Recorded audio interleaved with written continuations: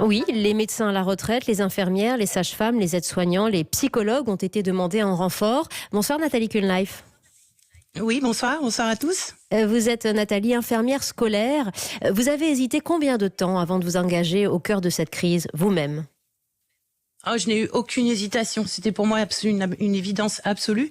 Dès que j'ai su qu'il y avait une épidémie, je savais que je me rendrais disponible. Moi, j'ai fait 12 ans d'humanitaire, donc les épidémies, c'est malheureusement une grande expérience dans ma carrière. Donc je me sens disponible et ça ne pouvait pas être autrement. C'est mon rôle. Oui, aller au front, manifestement, donc c'est votre place. Vous n'avez pas peur, oui. En dépit du manque d'armes, puisque nous allons rester dans ce champ lexical de la guerre, dont on parlait encore il y a un instant, le masque, les tests de dépistage? Oui et non. Alors même si c'est très difficile, moi personnellement je n'ai pas peur, mais j'ai une situation très confortable, ce qui n'est pas le cas de la plupart de mes collègues soignants. C'est-à-dire très confortable. Voilà, moi je suis expérimentée. Là je sais qu'on a recruté des étudiants, ils se retrouvent dans des situations très compliquées. Je suis formée. Là où je suis, bon pour l'instant je suis équipée, mais c'est absolument pas la situation de beaucoup de structures.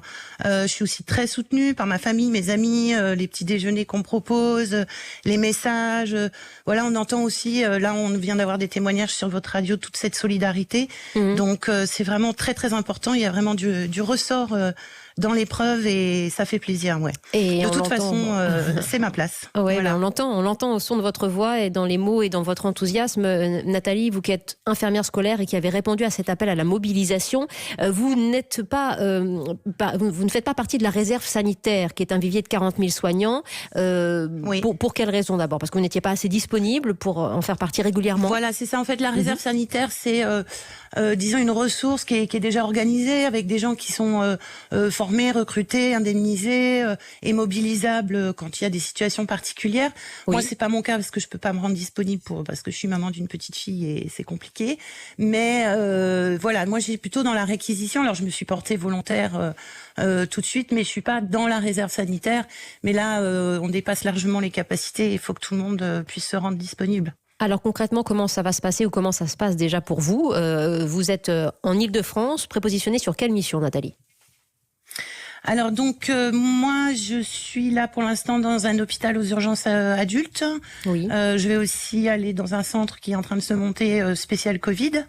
Je m'étais aussi portée volontaire pour porter secours aux populations en situation précaire.